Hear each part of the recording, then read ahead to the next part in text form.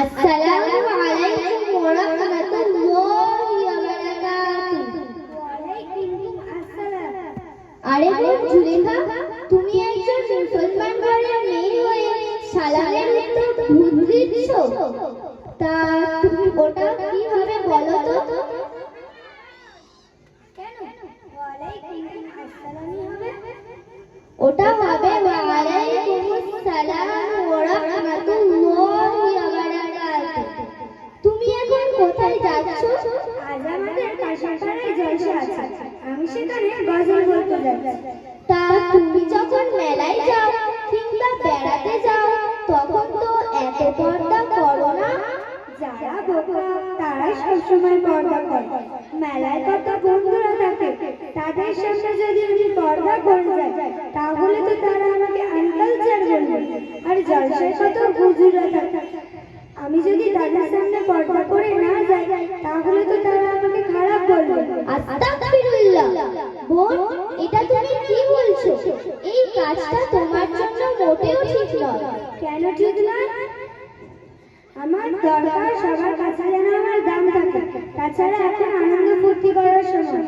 বোন, তুমি ভুল বলছো, কারণ মহান আল্লাহ তাআলা তোমার অন্তরের সবকিছুই জানতে পারে। আর তুমি আল্লাহ তাআলাকে খুশি না করে মানুষের কাছে দাম পাওয়ার জন্য পাপের পথে এগোচ্ছো। আমি বলিনি তো পর্দা করবো না। আমি যখন নামাজ পড়ি তখন পর্দা করি, আমি যখন কোরআন তেলাওয়াত করি তখন পর্দা করি। এর থেকে বেশি আমি আর পারবো না। কত মেয়েরা আছে মোটেও পর্দা করে না, তাদের থেকে আমি অনেক ভালো। বোন, তুমি ভুল বলছো, কারণ মহান আল্লাহ তাআলা প্রত্যেক নারীকেই পর্দার মধ্যে থাকতে বলেছে।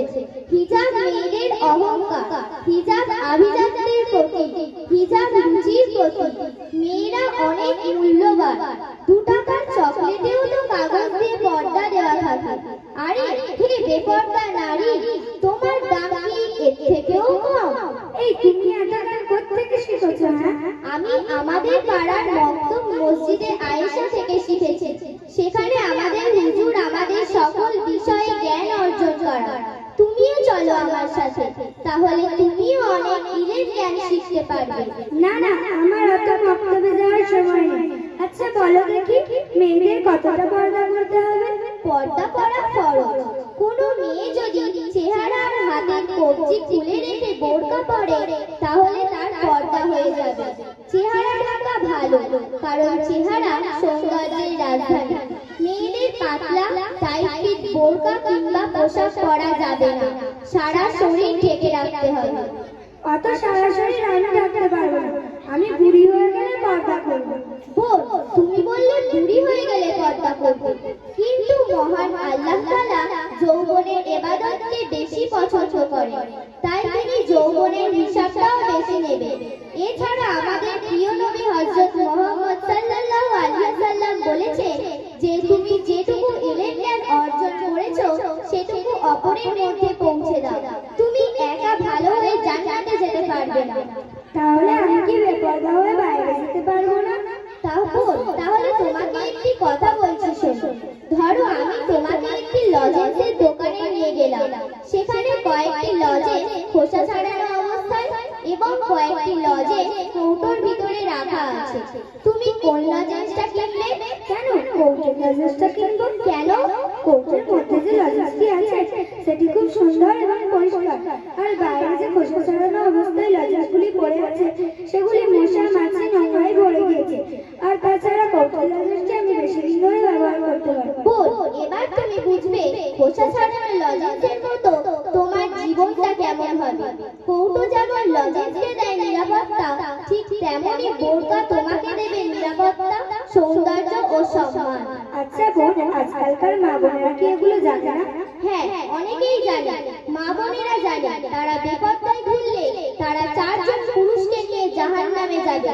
1 তার বাবা, 2 তার দাদা, 3 তার স্বামী, 4 তার বড় ছেলে। এরা হলো দায়ুস। আদ-দায়ুসু লা ইয়াদখুলুল জান্নাহ। আর দায়ুসরা কখনো জান্নাতে যেতে পারবে না। বোন, আমি আমার ভুল বুঝতে পেরেছি। আজ আমার চোখ খুলে গেছে। এবার থেকে আমি পর্দা করে চলবো। কিন্তু ইনশাআল্লাহ। বোন, তুমি আমাকে ক্ষমা করো। ক্ষমা আমার কাছে নয়, মহান আল্লাহ তাআলার কাছে চাইতে হবে। চলো আমরা সকলে মিলে আল্লাহ তাআলার কাছে ক্ষমা চাই। তা তুমি কি ক্ষমা চাইতে পারো? না। তাহলে আমার সাথে আল্লাহ তাআলার কাছে ক্ষমা চাও।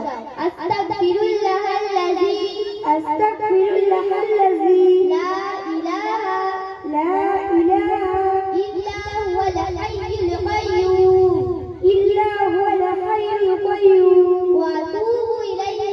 ওয়া আতুবু ইলাইহি। আমরা যে এই ইস্তেগফারটা পড়লাম, এই ইস্তেগফারটার কত বড় ফজিলত। আমাদের বিশ্বনবী সাল্লাল্লাহু আলাইহি ওয়াসাল্লাম বলেছেন যে যুদ্ধের ময়দান থেকে যদি কোনো মুসলিম সৈনিক ফিরে আসে এবং এই দোয়াটি পড়ে যদি মন থেকে আল্লাহ তাআলার কাছে সত্যি ক্ষমা চায়, তাহলে আল্লাহ তাআলা অবশ্যই তাকে ক্ষমা করবে ইনশাআল্লাহ। এবং কোনো মুসলিম বান্দা যদি সমুদ্রের ফেনাতুল্য গুনাহ করে থাকে এবং এই দোয়াটি পড়ে যদি মন থেকে আল্লাহ তাআলার কাছে সত্যি ক্ষমা চায়, তাহলে আল্লাহ তাআলা অবশ্যই তাকে ক্ষমা করবে ইনশাআল্লাহ। তা তুমি যদি আরবিতে আল্লাহ তাআলার কাছে ক্ষমা না চাইতে পারো, তাহলে বাংলায় আল্লাহ তাআলার সাথে আমার সাথে ক্ষমা চাও। হে আল্লাহ, হে আল্লাহ, আমি ছাড়া তোমার এই দুনিয়াতে কোনো গোলামের অভাব নেই, আমি ছাড়া এই দুনিয়াতে তোমার গোলামের কোনো অভাব নেই। কিন্তু তুমি ছাড়া আমার দ্বিতীয় কোনো রব নেই। কিন্তু তুমি ছাড়া আমার দ্বিতীয় কোনো রব নেই। ইয়া আল্লাহ, ইয়া আল্লাহ, তুমি আমাদের ক্ষমা করো এবং আমাদের সমাজের মা বোনেদের ক্ষমা করো। আমাদের তুমি হেদায়েত নসিব করে দাও এবং আমাদের সমাজের মা বোনেদেরও হেদায়েত নসিব করে দাও। আমাদের তুমি সঠিক বুদ্ধি দান করো, আমরা যেন মা ফাতেমার মতো ধৈর্যশীল ও পর্দাশীল হয়ে চলতে পারি ইনশাআল্লাহ।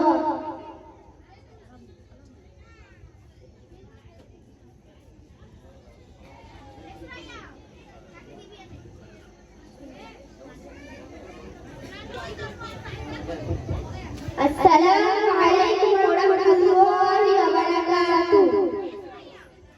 وعليكم السلام ورحمة الله